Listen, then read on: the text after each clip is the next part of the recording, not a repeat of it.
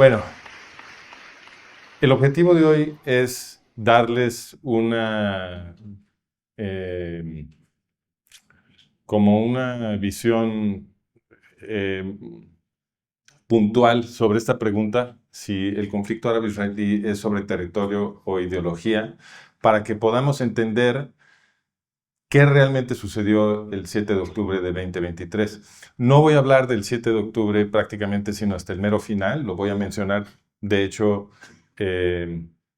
muy rápido, porque el objetivo es llegar a lo que sucedió. Todos sabemos lo que sucedió, pero lo importante es entender por qué sucedió. Y ese es el objetivo de mi plática hoy. Y pues sobre esto hay una controversia. Entonces, hemos visto en muchos espacios mediáticos y educativos, hemos visto, gracias, la afirmación de que el conflicto árabe-israelí es una cuestión de territorio. Pero hay una controversia y hay quienes alegamos del otro lado que este es un asunto de ideología. Entonces, ¿cómo contestamos esta pregunta? Para eso necesitamos consultar la historia y eso es lo que vamos a hacer hoy. Pero lo que es muy importante aquí es que ustedes recuerden que hay una narrativa histórica que hemos estado recibiendo en los medios y yo lo que les voy a dar son algunos datos muy importantes que no forman parte de esa narrativa para que ustedes entonces puedan considerar qué es lo que creen que es cierto. Y les voy a dar toda la documentación. Más tarde le voy a dar a Meital una bola de documentos y también documentales para que ustedes puedan examinar esto con mucho más detalle en su propio tiempo, ¿no? Bueno, primero, ¿quién soy yo? Gracias. Me llamo Francisco Gil White, no soy judío, yo vengo de una familia católica, crecí en una familia católica aquí en México y ese fue todo mi contexto cuando yo me desarrollé aquí en México, también en Estados Unidos. Y a lo que yo me dedico ahora es a lo que yo llamo la administración de la realidad. ¿Qué quiere decir esto? Esto se refiere a el envoltorio de mensajes que recibimos que construyen el modelo que tenemos en la mente de lo que está pasando en el mundo. Y lo hago a través de mi esfuerzo de divulgación que se llama managementofreality.com, que es una página web donde ustedes van a poder tener acceso a todos los distintos contenidos que estamos publicando, que son artículos, libros, videos, etc. Si ustedes pican, por ejemplo, el botón de los artículos en esta página, los lleva a el Substack, donde estamos publicando. Ahí tenemos muchos artículos sobre el conflicto árabe-israelí, pero también sobre otros temas, porque el esfuerzo es un esfuerzo para entender todo el sistema. Entonces, ¿qué está pasando en todo el sistema político y geopolítico? Y cómo filtramos la información que nos está llegando y cómo investigamos lo que ha venido sucediendo para poder decidir qué de lo que estamos oyendo en los medios y en los espacios educativos es consistente con la realidad y qué no. El problema fundamental que estoy tratando de resolver es que nosotros tenemos la impresión de que percibimos la realidad. Y esta ilusión de que percibimos la realidad es muy potente. Nos convence. Y nos convence tanto que cursamos nuestras vidas casi sin darnos cuenta de que creemos que estamos percibiendo la realidad, de que estamos percibiendo el mundo. Pero no es así. Esta es, digamos, mi representación de la idea que tenemos en la cabeza, ¿no? Que pensamos que estamos viendo el mundo y entonces construimos un modelo del mundo en nuestras cabezas con base en nuestras percepciones. En realidad, esto no es lo que está sucediendo. Lo que está sucediendo es esto. Esta es una mejor representación. Esta es la representación que yo creo que es la que es correcta. En realidad estamos construyendo un modelo del mundo con base en la representación que hacen los medios del mundo, ¿ok? Entonces, ¿Por qué digo que esta es la versión correcta? Porque en realidad nosotros no tenemos ningún contacto con la realidad. El contacto que tenemos con la realidad no va más allá de nuestras interacciones personales con nuestros familiares y un puñado de amigos, algunos conocidos periféricos, y ya. Eso es lo único que nosotros atestiguamos de primera fuente. Y quizá algunas cosas ya más superficiales cuando vamos manejando en el coche y vemos algunas cosas y nos asomamos por la ventana. Y fuera de eso, no atestiguamos absolutamente nada. Todo lo que está sucediendo en Rusia, en Europa, en Norteamérica, en Sudamérica, en África, donde sea, absolutamente todo nos llega a través de los medios. Lo que está sucediendo en Israel nos llega a través de los medios. Todo lo que sucede en el mundo que nosotros creemos que sabemos qué está pasando y que entendemos y que construimos un mundo, un modelo del mundo en nuestras cabezas para representarlo, absolutamente todo nos lo construyeron los medios y el sistema educativo. Es decir, nuestros sistemas de creación de significados y de representación de la realidad.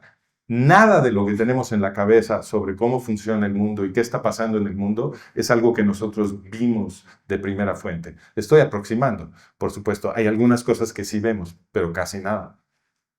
Entonces, la pregunta que es muy importante es, ¿cuál es la relación entre el mundo que realmente existe y el mundo que está siendo representado en los medios? Esa es la pregunta clave y eso es lo que yo me dedico a investigar. En el caso de Israel, el problema es el mismo. Israel existe, hay un verdadero país que se llama Israel, hay un conflicto árabe-israelí que es real, pero no sabemos realmente qué está pasando ahí ni cómo es ese conflicto. Lo que sabemos es la representación que hacen los medios. Y la pregunta otra vez es, ¿cuál es la relación entre el verdadero Israel, el verdadero conflicto árabe-israelí y la representación que se hace de eso en los medios? Hay que investigarlo. Pues si no lo investigamos, no podemos realmente saber si el modelo que recibimos de los medios es el que corresponde a la realidad. Poquito sobre mí. Yo comencé mi trabajo como científico social estudiando la cuestión del racismo y del conflicto étnico. Ese fue el tema de mi tesis de doctorado. Mi tesis de doctorado fue una nueva teoría para tratar de explicar el origen del racismo, cuál es el origen evolutivo de los sesgos que tenemos los sesgos cognitivos que tenemos en el diseño de la psicología humana, que nos hacen vulnerables al aprendizaje político de los racistas. Esa era la pregunta que yo quería contestar, porque obviamente que las ideas racistas son muy sabrosas. Convencen a mucha gente en muchas partes del mundo. Los emprendedores del racismo han tenido gran éxito. Entonces, debe de haber alguna vulnerabilidad, algún saborcito que nos gustan estas ideas racistas, porque de otra manera estos emprendedores racistas no tendrían tanto éxito. Y eso es lo que yo quería entender. Entonces, yo produje una teoría que no les voy a platicar hoy, que ha sido muy bien recibida la primera consecuencia del éxito de esa teoría fue que me ofrecieron una plaza de profesor en la Universidad de Pensilvania y una plaza de investigador en el Solomon Asch Center for Study of Ethnopolitical Conflict, que se traduce Centro Solomon Asch para el estudio del conflicto etnopolítico. También dentro de la Universidad de Pensilvania, era un centro de investigación como proyecto conjunto del Departamento de Politología y el Departamento de Psicología. Y en ese centro de investigación, el tema principal, el tema central, era el conflicto árabe-israelí. La narrativa de ese conflicto que se enseñaba en ese centro de investigación era que los judíos sionistas habían despojado a los árabes palestinos de su tierra ancestral. Y la narrativa de solución, o sea, cómo vamos a componer este problema, era que había que crear un Estado palestino en territorio que tenía que amputarse del Estado de Israel para entonces hacerle justicia al pueblo árabe palestino, y eso iba a resolver el problema, según nos decían, no solamente en el Estado de Israel, sino más ampliamente en toda la región. Todos los árabes iban entonces a aceptar el Estado de Israel y todos íbamos a vivir en paz y el mundo iba a ser un mundo feliz. La narrativa para explicar la violencia actual, la violencia que nunca termina en Oriente Medio, que explicaban en este centro, era que el terrorismo árabe es consecuencia de la opresión israelí. Es decir, que no solamente se impidió la realización de las aspiraciones nacionales de los árabes palestinos, sino de que además vivían bajo opresión israelí y que entonces la violencia de los árabes era una reacción a esta opresión. Y el problema no acaba debido a la intransigencia israelí, según esta interpretación. Y esto era lo único que yo sabía, ¿no? Lo único que yo sabía, porque yo, igual que cualquier otra persona, antes de estudiar con cuidado la historia de algún tema, pues no tengo acceso a la realidad. Lo único a lo que yo tengo acceso es a lo que estoy escuchando en los medios y de mis autoridades educativas, que se supone que saben, ¿no? Entonces lo único que yo sabía era que la OLP, la Organización para la Liberación de Palestina, como se llama, es la organización que supuestamente representa a los árabes palestinos. También yo sabía, entre comillas, que el Tratado de Oslo había disparado un proceso de paz que tenía como objetivo que la OLP entrara, porque no había estado adentro del Estado de Israel hasta que se firme este tratado, entonces que la OLP entrara al Estado de Israel para gobernar a los árabes palestinos en los territorios de Judea y Samaria, que en los medios lo llaman Cisjordania, y Gaza, ¿no? Para que se gestionara entonces un proceso de darle autonomía política al pueblo árabe palestino y ir moviendo el proceso hacia la creación de un Estado árabe palestino. Lo que decían en el Ash Center, en este centro de investigación en donde yo había sido contratado, era lo mismo que se decía en el New York Times y en todos los medios, ¿no? Que el Tratado de Oslo era una cosa muy buena porque nos iba a permitir construir paz en Oriente Medio bajo esta fórmula de que se le dan a los árabes palestinos lo que necesitan para cumplir con sus aspiraciones nacionales y entonces todo mundo en paz, ¿no? Esto es lo que yo entendía, pues porque no tenía yo ningún acceso a la realidad, yo simplemente estaba recibiendo de los medios y de este centro de investigación lo que supuestamente sucedía. Y este modelo, esta narrativa que yo les estoy resumiendo, se comunica ahora mucho en memes, en redes sociales y en distintos lugares a través del siguiente mapa o la siguiente secuencia de 4 mapas. Voy a analizar con cuidado cada uno de estos mapas y lo que yo voy a afirmar es que la historia que están contando estos mapas es una mentira. Resumida muy rápidamente, esta historia dice que había un lugar que se llamaba Palestina, que corresponde exactamente a las fronteras del actual Estado de Israel, y que progresivamente los judíos le fueron quitando territorio a los palestinos hasta que se quedaron, como vemos en el último mapa, casi sin nada, ¿no? Entonces esta es la narrativa del despojo progresivo del pueblo árabe palestino que se fue quedando cada vez con menos tierra. Voy por partes. Entonces, el primer mapa. El primer mapa lo que está diciendo es que antes de 1947, lo que existía era una Palestina, que como vemos corresponde a las fronteras exactas del Estado moderno de Israel.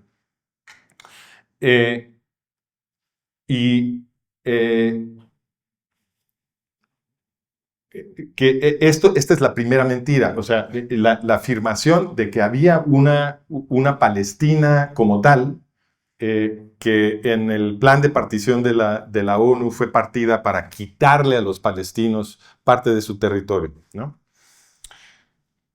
Lo primero que les quiero comunicar que yo descubrí cuando me puse a estudiar la historia del conflicto árabe-palestino, porque una vez que llegué yo a este centro de investigación, al Ash Center, precisamente porque el conflicto árabe-palestino era el tema central del centro, a mí me empezó a interesar mucho ese conflicto. Yo no lo había estudiado como parte de mi doctorado.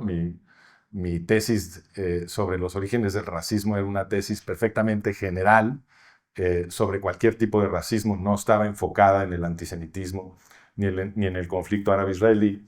Pero una vez en el centro, pues se discutía mucho el conflicto árabe-israelí, me empezó a interesar mucho, empecé a leer sobre la Segunda Guerra Mundial, empecé a estudiar la historia del conflicto árabe-israelí. Y una de las primeras cosas que me sorprendió es que esta afirmación de que había una Palestina ancestral no tenía ninguna base en la documentación histórica. Lo que hay ancestralmente en este lugar es el reino de Judá y después la provincia romana de Judea. Tanto Judá como Judea quieren decir tierra de judíos, cosa que los romanos reconocieron cuando nombraron, después de conquistar esta tierra, nombraron la provincia de Judea. El nombre oficial de este lugar cambia en el siglo II, porque los romanos en el siglo II decidieron cambiarle el nombre a Siria-Palestina. Y también le cambiaron el nombre a Jerusalén. A Jerusalén la llamaron Aelia Capitolina a partir del siglo II.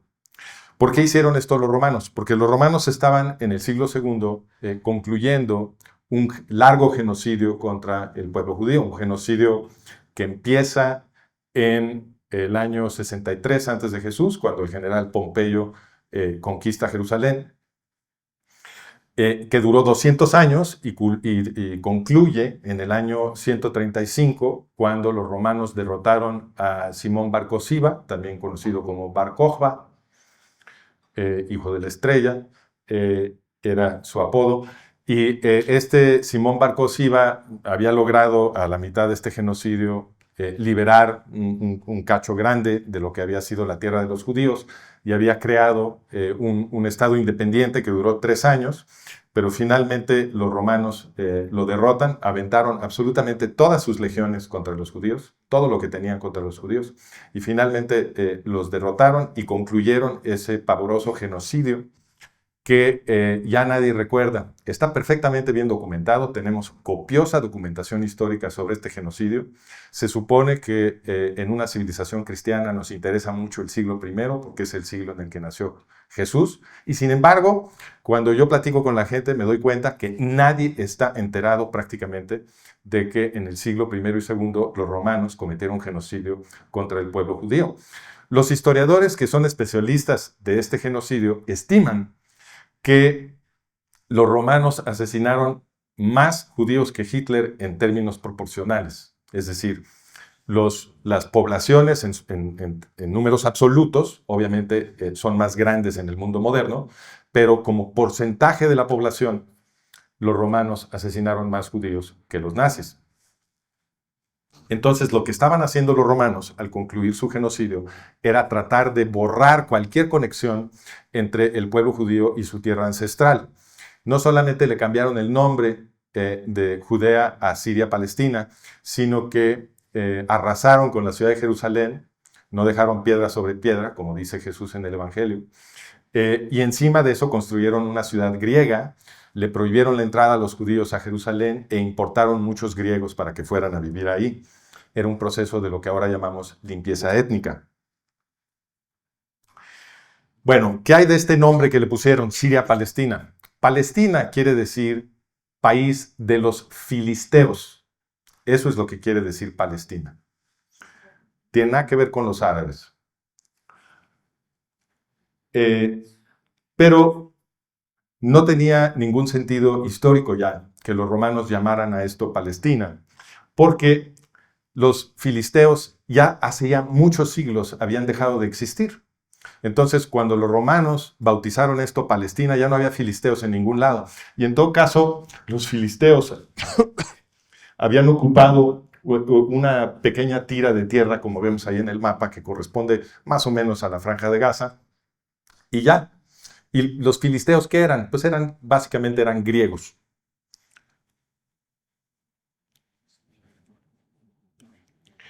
Entonces, no hay ninguna Palestina ancestral. El nombre Palestina es un nombre inventado, impuesto por los romanos. En el Imperio Romano Oriental, el Imperio Romano Bizantino, continuaron usando este nombre.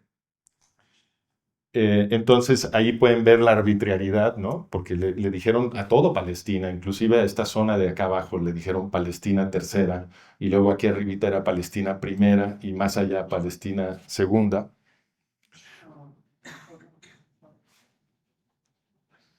Pero no había palestinos, no había filisteos, no había ningún pueblo que se autodenominara así. Después llegaron las conquistas musulmanes, árabes musulmanes. Ellos venían de fuera, por supuesto, venían de Arabia. Y ahí empieza a caer en desuso el nombre de Palestina. Ellos decían Filastín, lo tomaron lo tomaron de los romanos, pero pueden ustedes ver en el mapa que ya la zona a la que ellos se referían como Palestina ya se había vuelto mucho más chica. Y era simplemente el nombre de un distrito militar que se llamaba Junt Filastín. Nuevamente, no había ninguna población que se autodenominara palestinos. Y ya para cuando llegamos al Imperio Otomano, desaparece por completo, inclusive desde el punto de vista administrativo, el nombre Palestina. Aquí todos son Sanjaks, está el Sanjak de Jerusalén, Sanjak, Sanjak, Sanjak, Sanjak. En ningún lugar se dice Palestina y pueden ustedes apreciar la gran cantidad de siglos hasta el siglo XX. Durante todos esos siglos, en la cultura otomana, en la cultura árabe del lugar, etc., nadie decía Palestina. Porque Palestina no es un término de la cultura árabe musulmana o de la cultura otomana. Palestina es un término inventado por los romanos. Entonces, el único lugar donde se decía Palestina era en Europa. ¿Ok? ¿Por qué? Porque los europeos, la cultura europea occidental, se considera heredera del Imperio Romano.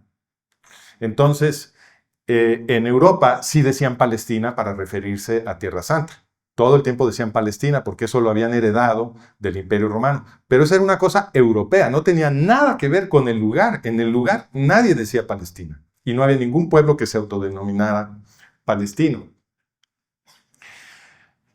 En 1917, finalizando ya la Primera Guerra Mundial, los británicos le arrebataron este territorio al Imperio Otomano. Y fue entonces que el Imperio Británico revivió el nombre de Palestina, cuando crearon el Mandato Británico de Palestina.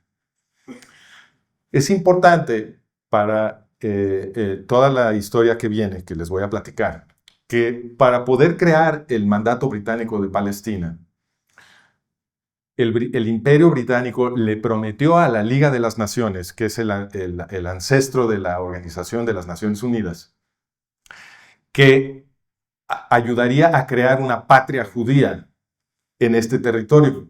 Esa fue la condición con la cual la Liga de las Naciones le permitió al Imperio Británico administrar este territorio.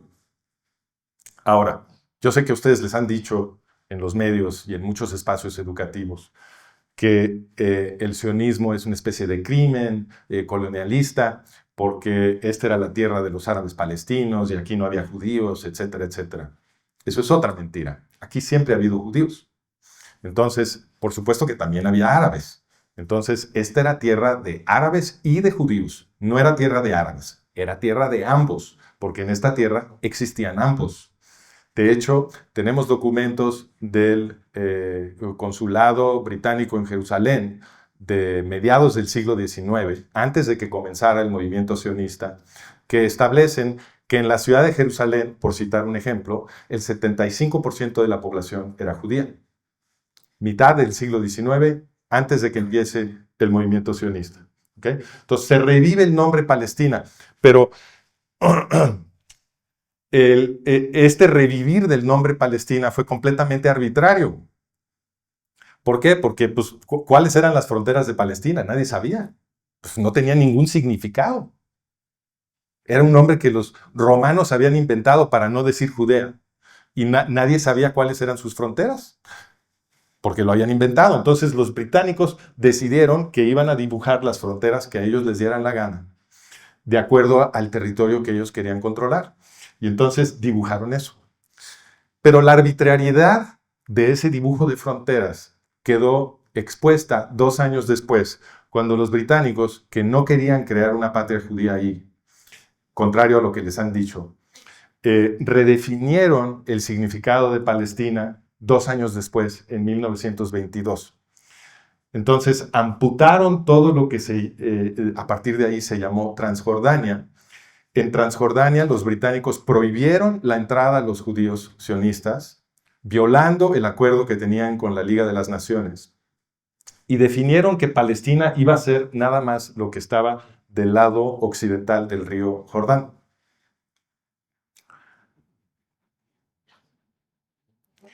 Transjordania se convirtió en el reino de Jordania.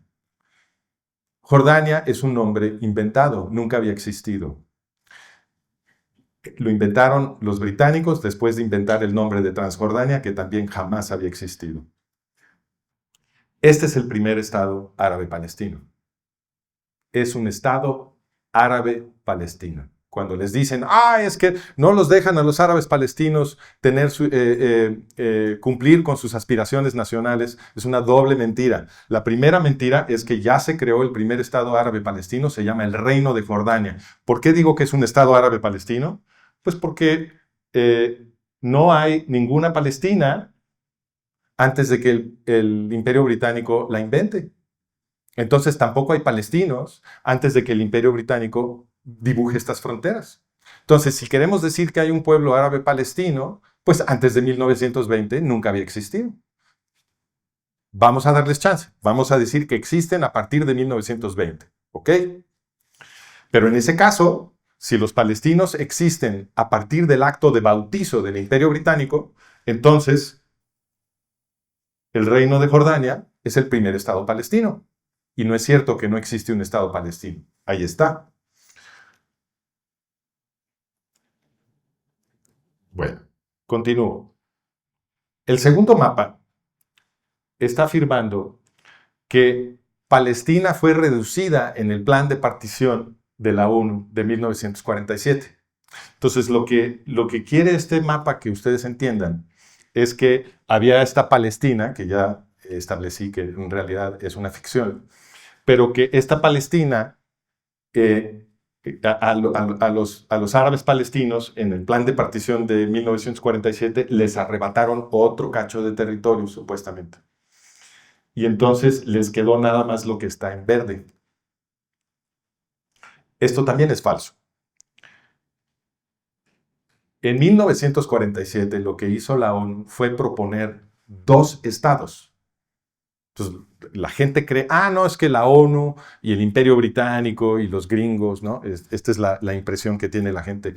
Se pusieron de acuerdo para arrebatarle a los palestinos su tierra y hacer ahí un estado judío. ¿No es cierto? La ONU propuso la creación de 2 estados. Uno para los judíos y otro para los árabes. ¿Ok? Ahí está el mapa de la partición y se estaba proponiendo un estado para los judíos y otro para los árabes. Y este era el segundo estado que se le ofrecía a los árabes palestinos. Ya les habían dado uno, que es Jordania, ahora les estaban ofreciendo un segundo estado árabe palestino.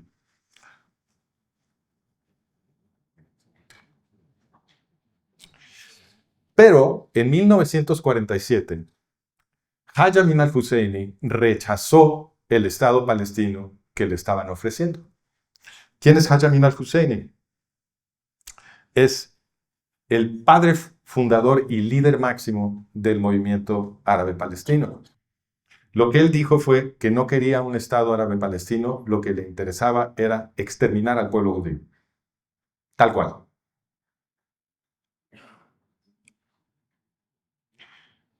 Entonces, para que entiendan un poco mejor por qué esta era la meta de Husseini, vamos a hablar un poquito más de él. Rebobinamos al año 1920, que es cuando el Imperio Británico revive el nombre de Palestina y dibuja arbitrariamente estas fronteras. Eh, los británicos son los que crearon a Husseini. Ellos le dieron el título de Gran Muftí. Antes de los británicos había un cargo oficial que se llamaba Muftí de Jerusalén, bajo el Imperio Otomano, pero era un cargo que no tenía mucho poder. El Muftí de Jerusalén en el Imperio Otomano tenía poder en la ciudad de Jerusalén, pero nada más, y no era demasiado poder, mientras que en el Imperio Británico el muftí de Jerusalén se convierte en el gran muftí porque le dan autoridad sobre todo el territorio del mandato británico y le dan poder sobre todas las escuelas islámicas, las madrazas, le dan poder sobre todas las mezquitas, el poder de poner y quitar a los ¿cómo se llaman? A los mulas que ofician en las mezquitas. Y le dieron un presupuesto, un subsidio de la corona británica y además el poder de cobrarle impuestos a toda la población árabe del mandato. Entonces era muchísimo poder el que recibió Husseini. Ah, por cierto, otro detalle es que la fórmula que utilizaron los británicos para crear este cargo del gran muftí es que acordaron con los árabes que la comunidad árabe iba a hacer una votación para el cargo de Gran Muftí, y de los 3 primeros lugares en la votación, los candidatos que llegaran 1, 2 y 3, entonces los británicos iban a escoger al que más les gustara. Husseini llegó en 4º lugar. Entonces, los británicos, la inteligencia británica presionó para que el que había llegado en 3er lugar renunciara y así Husseini fuera el 3º, y entonces los británicos escogieron a Husseini. Este detalle es muy importante porque Husseini en 1920 ya había organizado la primera oleada terrorista contra los judíos del mandato británico. Entonces los británicos se encargaron de que no fuera enjuiciado. Entonces los británicos estaban muy conscientemente escogiendo de gran muftí, al cual le iban a dar todo este poder, al líder árabe que ya había demostrado que podía organizar ataques terroristas contra la comunidad judía. ¿Okay? Les platico todo esto para que puedan poner en su contexto lo que siempre oyen, que es que el Imperio Británico supuestamente entró ahí a darle un estado a los judíos. La realidad es que el gobierno británico dijo eso solo para que la Liga de las Naciones le diera el control de ese territorio. Ipso facto se dedicaron a sabotear el proyecto sionista, volviendo poderoso a Haj Amin al-Husseini y ayudándolo a organizar ataques terroristas contra la comunidad judía. El objetivo era poder decirle al mundo entero, miren, aquí en Oriente Medio hay un desgarriate terrorista en contra del proyecto sionista y por lo tanto lo tenemos que abortar. Ese era el objetivo de la inteligencia británica.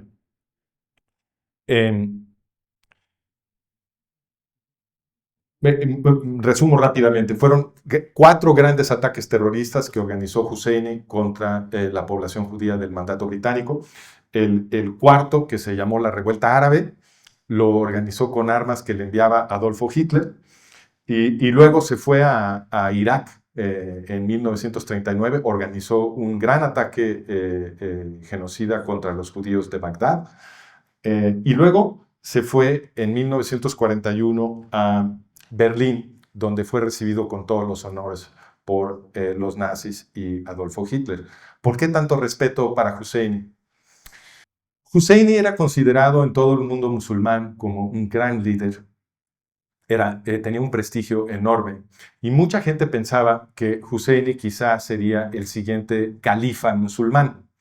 Entonces, a todos lados donde llegaba Husseini lo trataban como jefe de Estado. Cuando se fue a Irak, por ejemplo, prácticamente lo convirtieron en un miembro del gabinete y le dieron un presupuesto, y fue con eso que él organizó la matanza del Farhud. Cuando se fue a Roma, después de esto, Mussolini lo recibió como jefe de Estado con toda la pompa, y luego cuando fue a Berlín hizo lo mismo Hitler.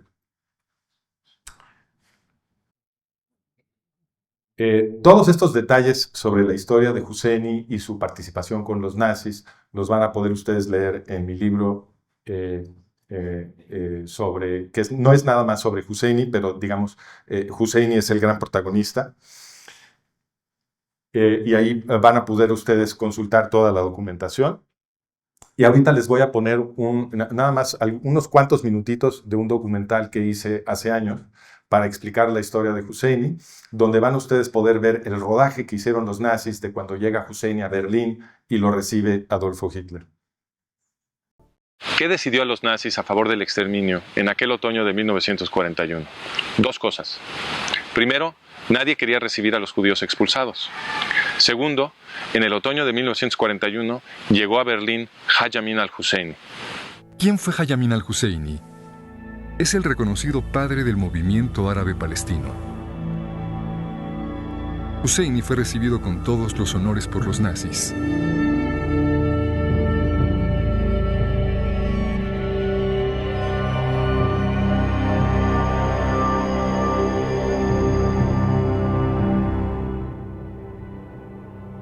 Hitler y Husseini se sentaron a planear el exterminio de los judíos en Oriente Medio, como registran las minutas de los nazis. El Führer entonces hizo la siguiente declaración y pidió a Husseini que la encerrara en las profundidades de su corazón. El objetivo de Alemania sería entonces simplemente la destrucción del elemento judío en la esfera árabe bajo protección del poder británico.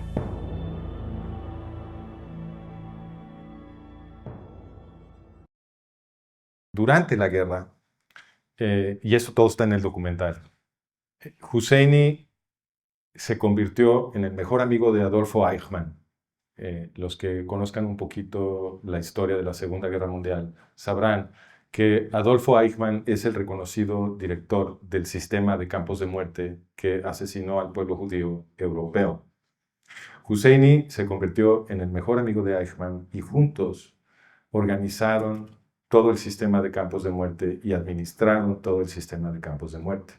A Eichmann todo el mundo lo conoce, a Husseini casi nadie, porque a partir de 1968 se impuso un silencio tremendo que yo he documentado en medios y en universidades sobre el tema de Husseini. Terminando la Segunda Guerra Mundial, todo el mundo sabía quién era Husseini y qué había hecho. De hecho, tenemos documentado que parlamentarios británicos en el House of Commons estaban gritando indignados que por qué Husseini no estaba siendo enjuiciado en el Tribunal de Guerra de Nuremberg por crímenes de guerra y crímenes contra la humanidad. Y se escribieron un par de libros narrando toda la historia de Husseini y su participación en el Holocausto. Pero a partir de 1968, nada. Cayó un telón sobre el tema de Husseini y algunos años después ya nadie se acordaba de él y hoy en día prácticamente nadie lo conoce.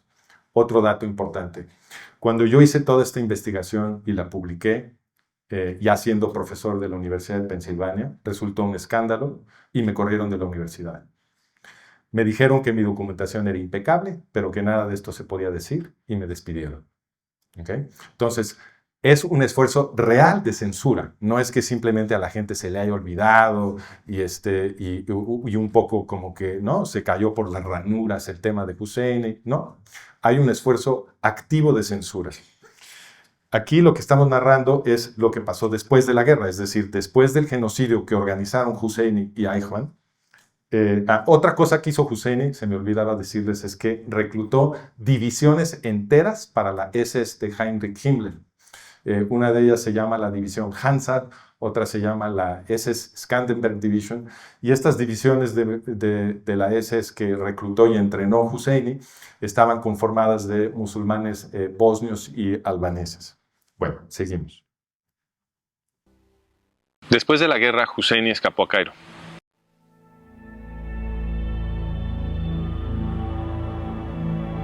Con la sangre de millones de judíos todavía fresca en el suelo europeo, la ONU votó en 1947 a favor de establecer en Oriente Medio un Estado para el pueblo judío. también aprobó un nuevo Estado árabe palestino. Apenas concluido el voto en la ONU, Azam Pasha, secretario general de la Liga Árabe, anunció entusiasmado que los árabes harían un nuevo holocausto. Esta será una guerra de exterminio y una masacre gigantesca que será comparada con las masacres mongolas y las cruzadas. Haj Amin al-Husseini lideró el esfuerzo árabe palestino en esta guerra de intención genocida.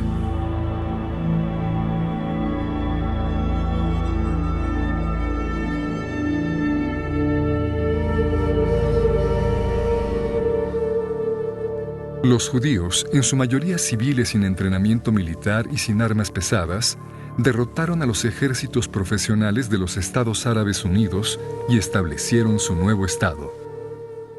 Egipto y Jordania ocuparon ilegalmente los territorios para un Estado árabe palestino e impidieron la formación de ese Estado. Tengo que corregir un error en mi documental.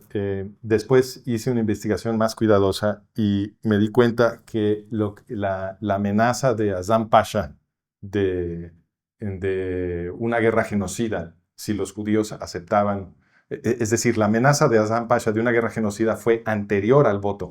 Entonces, en vísperas del voto, Azam Pasha dio una entrevista a un diario egipcio que se llama Akhbar al-Yom.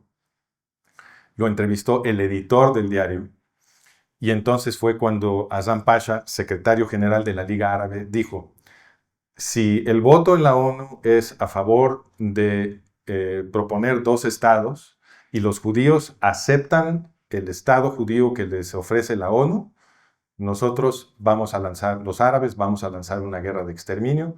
Dijo que iba a ser una yihad, que iban a venir musulmanes de todo el mundo a ganarse el paraíso, exterminando a los judíos por haber osado crear un Estado nacional judío.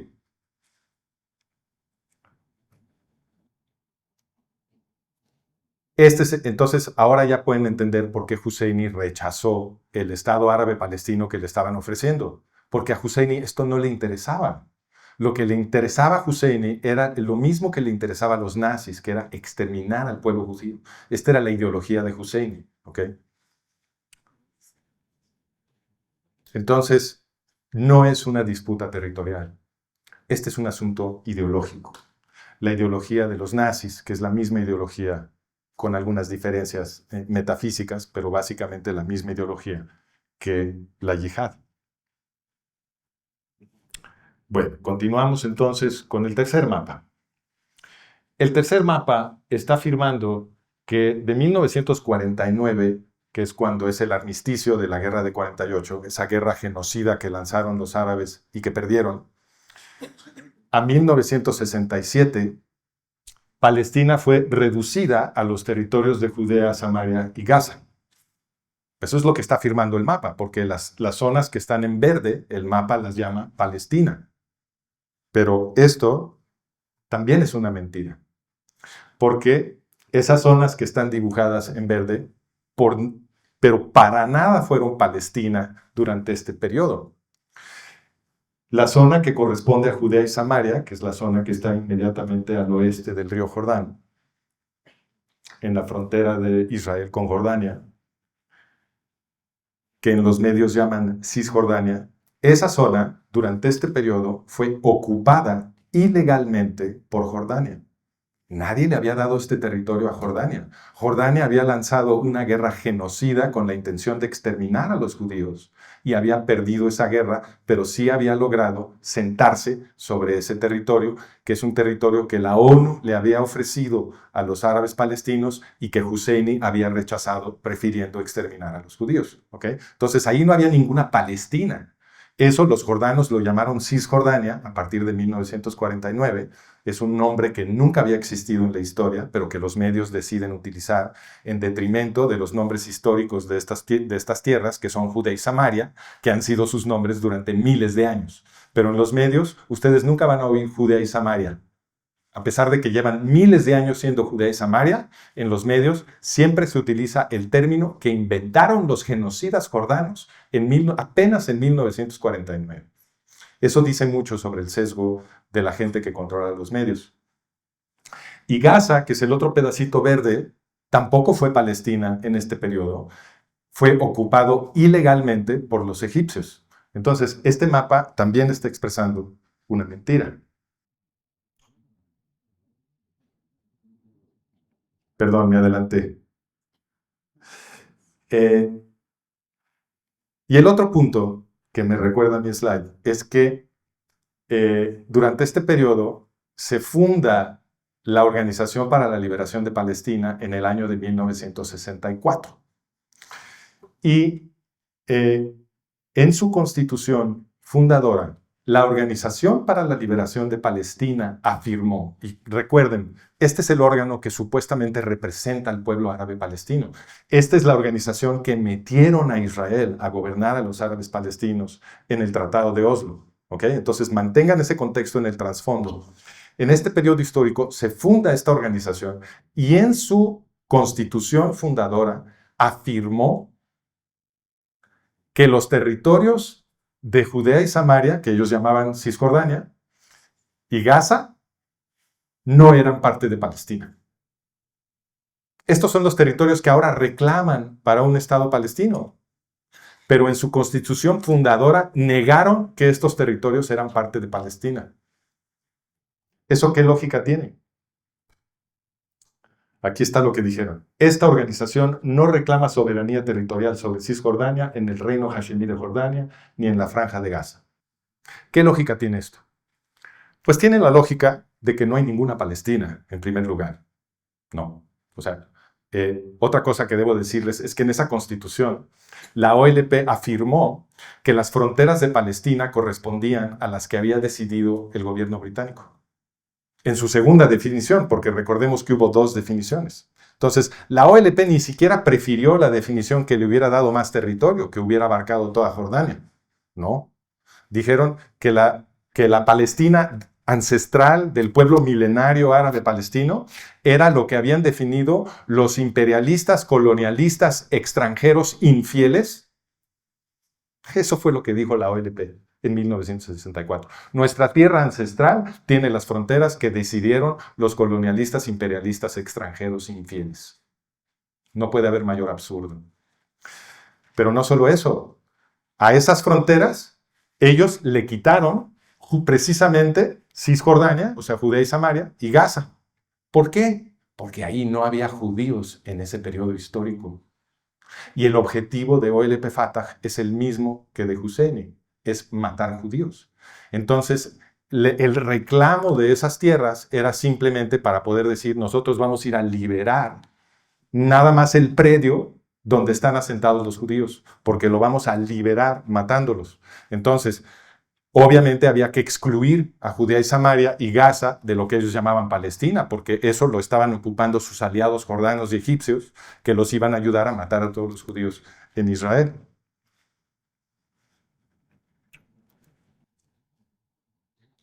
Durante ese periodo, Jordania y Egipto no permitieron la creación de un Estado árabe palestino. Ellos controlaban Judea y Samaria, controlaban Gaza. Esos eran territorios que la ONU había ofrecido en 1947 para la creación de un Estado árabe palestino. ¿Pero qué hicieron los jordanos y los egipcios? ¿Ayudaron a crear un Estado árabe palestino en esos territorios? Para nada. Lo cual demuestra que no les interesa un Estado árabe palestino. Luego vino la guerra de 1967. También una guerra genocida, de intención genocida. Gamal Abdel Nasser, líder de la Liga Árabe, anunció que iba a ser una guerra de exterminio y que iban a destruir el Estado de Israel. Pero otra vez los árabes perdieron y al terminar la guerra, Israel controlaba, entre otros territorios, Judea, Samaria y Gaza. Entonces, fíjense nada más, el cinismo. El año siguiente, en 1968, la OLP, la Organización para la Liberación de Palestina, reescribió su constitución. Y en la nueva constitución dijeron, siempre sí, Judea, Samaria y Gaza son parte de Palestina. ¿Qué lógica tiene eso? que ahora sí el Estado de Israel controlaba esos territorios. Por lo tanto, había que redefinir Palestina, porque OLP va a liberar Palestina matando a los judíos israelíes. ¿Ven? Palestina no existe. Palestina es una idea que se redefine de acuerdo a las metas de los genocidas antisemitas del mundo árabe musulmán. Entonces, nuevamente, lo que estamos viendo es que no es una disputa territorial, si el territorio ni siquiera existe. Si fuera una disputa territorial, no los veríamos cambiar la definición de Palestina cada 3 años. Bueno, entonces, ¿qué demonios es la OLP? OLP es Al-Fatah, porque Al-Fatah es el órgano que la controla y que es prácticamente sinónimo con la OLP. No originalmente. Originalmente la OLP fue una creación de Gamal Abdel Nasser en 1964, pero en 1968, cuando se reescribe la constitución de la OLP, Al-Fatah acababa de tragársela. ¿Okay? Al-Fatah, los dos son grupos terroristas, pero habían sido independientes, y en 1968 Al-Fatah, que es el órgano de Yasser Arafat y de Mahmoud Abbas, se traga a la OLP y se queda con el nombre.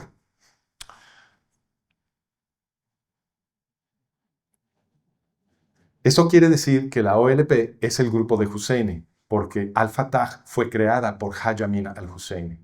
Haj Amin al-Husseini fue el mentor de Yasser Arafat y de Mahmoud Abbas. ¿Okay? Y de hecho, Haj Amin al-Husseini les dio entrenamiento entrenamiento nazi-alemán en el Cairo, en la década de los 50. Así fue como fue formada Al-Fatah. Estaban llegando muchos nazis alemanes a refugiarse en Cairo. Pero no termina ahí la historia, porque resulta que Al-Fatah es de pellizco de ombligo muy íntima con Irán. Y esto es muy importante porque Irán es el Estado que hoy en día promete repetir el holocausto en Israel. ¿Ok?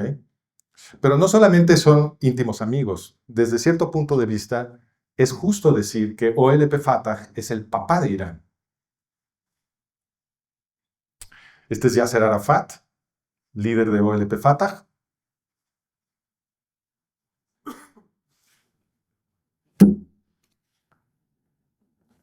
Y aquí lo vemos agarradito de la mano con Ayatollah Khomeini, el fundador del Estado yihadista, terrorista, teocrático iraní.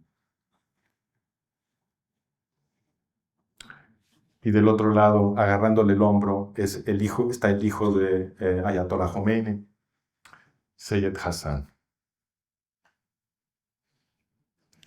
Exactamente cuánto amor había entre Arafat y Khomeini.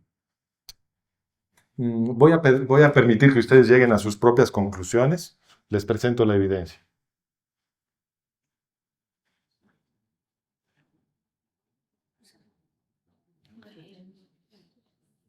¿Y por qué tanto amor? Porque Yasser Arafat y Mahmoud Abbas, que es el actual líder de la organización, fueron quienes armaron y entrenaron a las guerrillas de Ayatollah Khomeini en campos de entrenamiento en Líbano en la década de los 70.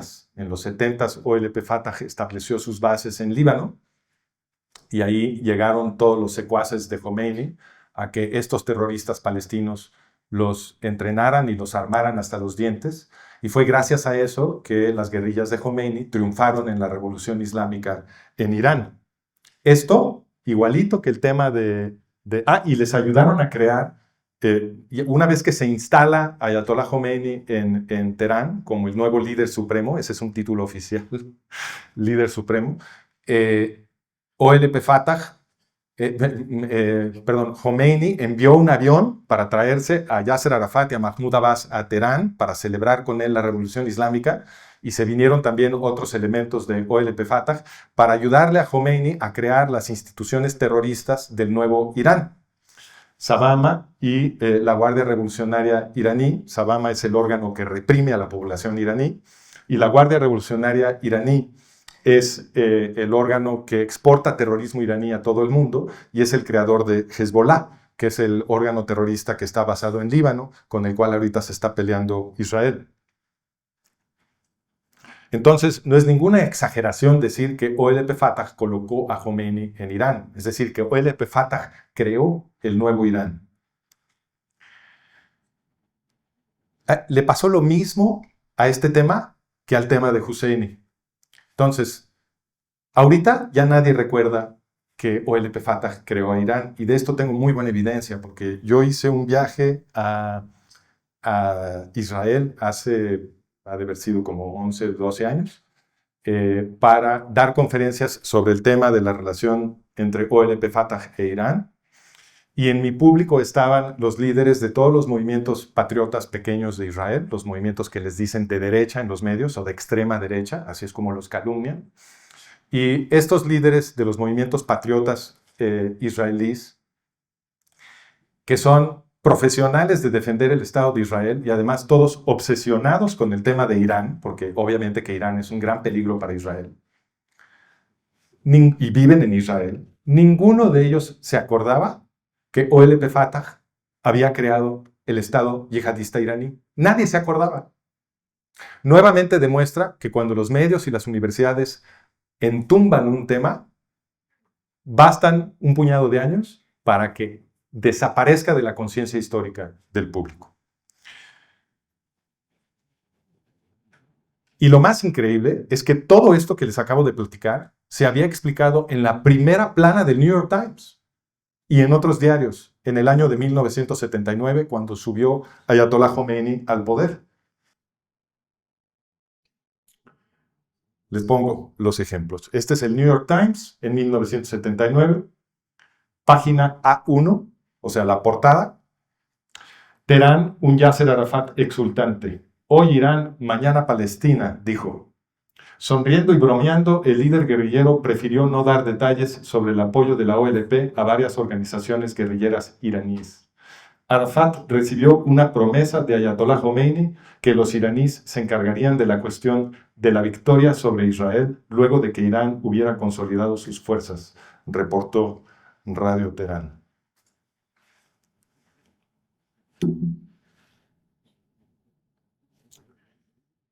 Fuentes palestinas dijeron que el grupo del señor Arafat había enviado armas a las fuerzas revolucionarias en los últimos 4 meses y que habían entrenado a las guerrillas iraníes desde principios de los años 70.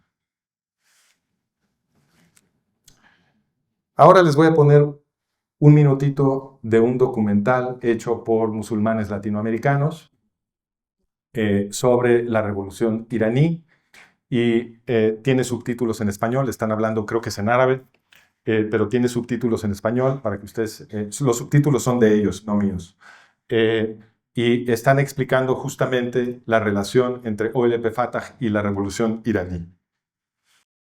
طلقنا واسعا لنجمع الكثير من الشعوب والأمم، كثير من المناضلين والكوادر في إطار عالمية إسلامية، وكنا نحن نعمل في هذا الإطار مع الشهيد محمد منتظري وآخرين كثيرين كانوا من الكوادر الإيرانية التي تتدرب لدى الثورة الفلسطينية، وأيضا الدكتور شمران الذي كان ينشط في الحركة الإسلامية الإيرانية في أمريكا آنذاك، ثم انتقل بعد ذلك إلى لبنان القاعدة الميدانية للعمل الفدائي. الشيخ هاشمي رفسنجاني حمل مساعدات واضحة إلى اللبنانيين المتضامنين مع الثورة الفلسطينية وإلى الثورة الفلسطينية، والتقى مع السيد ياسر عرفات في إحدى معسكرات التدريب في لبنان في ذلك الوقت، معلنا وقوف الشعب الإيراني قاطبة ورجال دينه ومراجعه إلى جانب هذه القضية العادلة. توجت العلاقات رسميا في العام 1979 حيث كان وفد منظمة التحرير أول الواصلين إلى طهران بعد انتصار الثورة. وقد قدم الرئيس السوري حافظ الأسد طائرته الخاصة للوفد الفلسطيني للتوجه إلى طهران وتهنئة الإمام. Este es Arafat llegando a Teherán después de la Revolución Islámica. Lo recibieron como si fuera el Mahdi, o sea, la versión musulmana del Mesías. Una locura, la gente se volvía loca con Arafat en Teherán, porque todo el mundo entendía que él había hecho la Revolución Islámica. que el movimiento palestino había creado el nuevo Irán. وصول الرئيس ياسر عرفات كان بمثابة نوع من التلاحم المقدس الذي لم أرى في حياتي مثله، كيف تتلاحم شعوب مع بعضها البعض. كانت الكوفية الفلسطينية التي يأتي بها الرئيس ياسر عرفات أو إخوانه تتقطع إربا من على أكتافهم ليأخذها المواطن الإيراني ليحتفظ بها تبركا بهذه الكوفية التي كانت تمثل له قدسية خاصة، كما يتبرك المسلمون ببعض القطع المعروفة التي يأخذونها من أستار الكعبة ليحتفظوا بها. هذا التلاحم المقدس بين الشعب الإيراني وبين الشعب الفلسطيني ظل لفترة طويلة عرسا دائما، بحيث أن الإمام الخميني رضوان الله عليه قال منذ اللحظة الأولى إن فلسطين هي جزء من أمننا القومي. اليوم إيران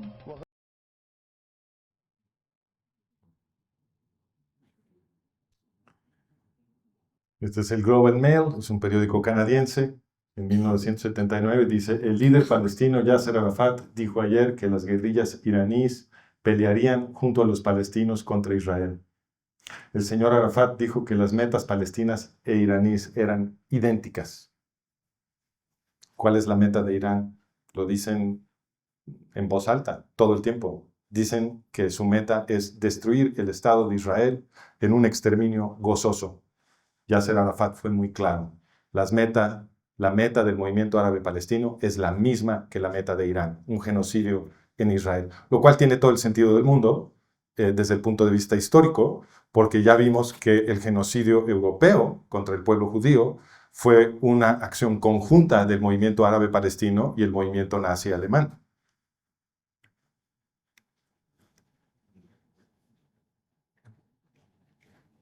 Aquí está Ali Khamenei, el líder supremo de Irán, explicando su meta. Dice: para Israel la única cura es la aniquilación. Pero ¿cuál sería la estrategia? ¿Cómo le van a hacer? Pues eso lo explicó Mahmoud Abbas, el actual líder de OLP Fatah, en Teherán en 1979, cuando fue a festejar con Khomeini el triunfo de la Revolución Islámica. Esto se reportó en el diario palestino, en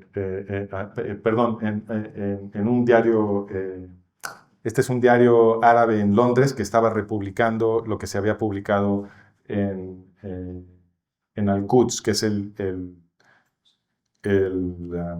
diario árabe palestino más importante. Y dice: Abu Mazen Mahmoud Abbas explicó esta cuestión largo y tendido en Teherán, es decir, la cuestión de cómo le vamos a hacer para destruir el Estado de Israel. Se le explicó a un grupo de periodistas árabes y palestinos cuando acompañó al presidente palestino Arafat para felicitar a Khomeini por el triunfo de la revolución iraní. Esta misión no es fácil porque la derecha israelí conoce la verdad. Los árabes, sin embargo, deben darle a esta fase una oportunidad. Deben convencer a la mayoría de los israelíes que quieren una paz justa. Es decir, que todo el discurso de abandonamos el terrorismo y nos comprometemos con la paz para que nos den un territorio y abandonamos las armas, etc., es simplemente un embuste para así lograr entrar a Israel y desde ahí tener una mejor oportunidad para matar judíos. ¿Qué se refiere con eso de esta fase? Esa es una referencia al plan de fases de OLP Fatah. Es un documento que publicaron en 1974. Ese documento ustedes lo pueden encontrar en internet. Dice que lo que van a hacer es primero prometer paz, ¿no? Pedir negociaciones para con ellas ganar un territorio, cosa que ya se logró, y desde ese territorio destruir el Estado de Israel. La conclusión es que el así llamado proceso de paz, tiene como objetivo darle Judea y Samaria a Irán. A Irán. Porque OLP Fatah es Irán. El objetivo es la aniquilación del pueblo judío israelí. Entonces, no es una disputa territorial, Es un plan de exterminio. Y termino con el último mapa.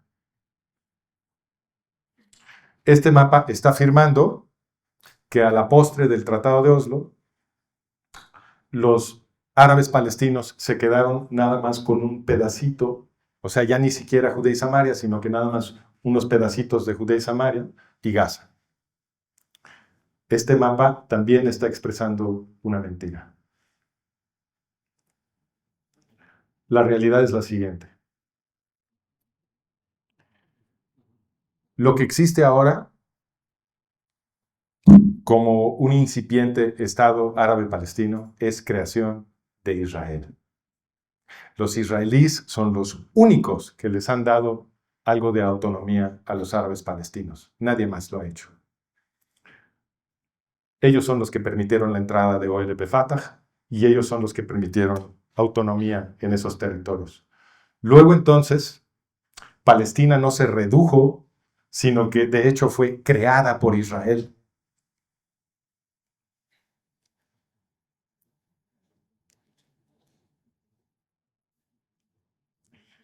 La autonomía más dramática que creó Israel para los árabes palestinos fue cuando el gobierno de Israel decidió unilateralmente desalojar Gaza, es decir, salirse por completo de Gaza. Inclusive desalojaron a la fuerza a los judíos que vivían en Gaza, que no se querían ir. Entró el ejército israelí y los sacó a la fuerza y le entregaron todo lo que se había construido por los judíos israelíes en Gaza, se lo entregaron a OLP Fatah y les entregaron todo Gaza a OLP Fatah en el año de 2005. Inmediatamente OLP Fatah, y lo que les entregaron fue mucho, les entregaron escuelas, casas, centros comunitarios, centros deportivos, todo lo que habían construido los judíos israelíes. Inmediatamente OLP Fatah fue y lo quemó todo. Se los habían regalado, lo quemaron todo. ¿Por qué? Porque apestaba a judío. No es una disputa territorial. Este es un problema ideológico de los árabes musulmanes. ¿Cuál fue la consecuencia de permitir autonomía árabe-palestina en Gaza? De hecho, de crear un Estado árabe-palestino en Gaza. El resultado fue el 7 de octubre de 2023. Con su autonomía, los árabes palestinos... porque me faltó decirles que en el año de 2007, 2 años después de que Israel se saliera de Gaza, OLP Fatah le entregó Gaza a Hamas. Lo que ustedes vieron en los medios es que supuestamente hubo una guerra entre OLP Fatah y Hamas, porque siempre representan que OLP Fatah y Hamas son supuestamente enemigos. Pero yo tengo documentado que no hubo ninguna guerra. Estaban como disparando al aire, no se murió prácticamente nadie. OLP Fatah tenía varios cuarteles fortificados en Gaza, estaban armados hasta los dientes. La razón de soldados de OLP Fatah contra Hamas era 11-1 y Hamas prácticamente no tenía armas. Entonces era imposible que Hamas ganara una pelea contra OLP Fatah en 2007. Lo que sucedió fue que OLP Fatah y Hamas hicieron un teatro de pelearse y OLP Fatah le entregó Gaza a Hamas para que Hamas, que nunca ha sido considerado un socio para la paz, pudiera, sin manchar la reputación de OLP Fatah, entonces construir en Gaza un estado terrorista que se ha convertido en un hormiguero. Ahí tienen túneles por todo Gaza para mover terroristas de un lado a otro, para mover armamento de un lado a otro, para mover rehenes de un lado a otro, para que les entre armamento y víveres desde Egipto, etc. Y construyeron baterías de misiles en guarderías, en escuelas de niños, en hospitales. Absolutamente todo el territorio de Gaza es territorio terrorista militar. Cuando les dicen a ustedes que el Estado de Israel está destruyendo instalaciones civiles en Gaza, les están contando otra mentira. Absolutamente todo Gaza es una instalación terrorista militar. Ahí no hay instalaciones civiles. Hamas, autor de las atrocidades del 7 de octubre, afirma en su constitución que su objetivo es el exterminio de los israelíes y está siendo apoyado por Irán y está siendo apoyado por Qatar, que es un estado yihadista donde sufren creo que como 2 millones de esclavos, y está siendo apoyada, por supuesto, por OLP Fatah, que es el autor original de todo esto. No es una disputa territorial, es una disputa ideológica. Muchas gracias.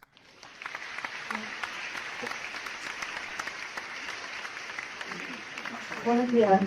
Bajo la premisa de la situación en donde se ve difícil alcanzar la paz, entonces, ¿qué procede en estas negociaciones que están habiendo entre Occidente o Estados Unidos con Israel?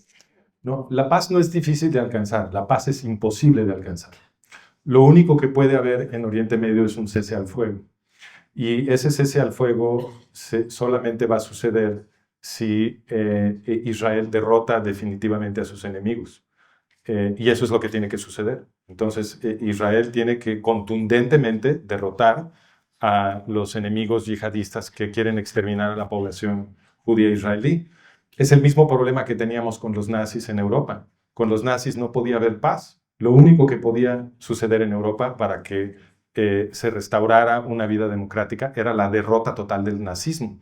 Y eso es lo mismo que tiene que suceder en Oriente Medio. Mientras Hezbollah, Hamas, OLP Fatah, Irán, etcétera, no sean contundentemente derrotados, no va a haber ninguna posibilidad de una existencia normal para los judíos israelíes. Porque ellos no se van a dar por vencidos. Esta es su ideología, digamos, fundamental. Y desgraciadamente está anclada en su religión. Otra mentira que les han dicho, nada más para complementar este punto, es que los terroristas musulmanes se han desviado del centro legítimo, tradicional, piadoso del Islam. Esto no es verdad. Yo invito a todo el público que me escuchó hoy que vayan en internet y lean el Corán. Léanlo. Que no les cuenten lo que contiene el Corán. Léanlo por sí mismos. Les recomiendo la traducción al inglés de Yusuf Ali, que es muy buena, que se hizo a principios del siglo XX. Si leen inglés, en español no sé bien cuál recomendarles, pero lean el Corán. Ahí van a ver que el Corán dice que los infieles deben de ser exterminados. Y lo dice en página tras página tras página. No es un documento ambiguo ni tímido. Léanlo. Los terroristas musulmanes son fieles al Corán. Y ese es el problema fundamental. Porque si bien es cierto que hay muchos musulmanes moderados, a los musulmanes moderados, los musulmanes ortodoxos les pueden decir, no, maestro, aquí dice, nuestro texto sagrado dice esto. Y tú que quieres ser moderado lo estás contradiciendo. Entonces, el centro de gravedad del mundo musulmán, cuando adquiere mucha autoridad del Corán, pues es hacia la yihad. Ese es el problema fundamental que tenemos en Occidente. Muchas gracias. Perdón, estamos ya terminando el tiempo.